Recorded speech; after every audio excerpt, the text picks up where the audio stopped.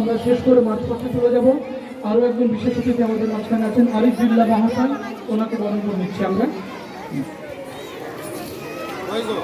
বাচ্চারা তোমরা সরে যাও। আরিফ বিল্লাহ সম্মানীয় অতিথি তথা গ্রাম পঞ্চায়েত সদস্য।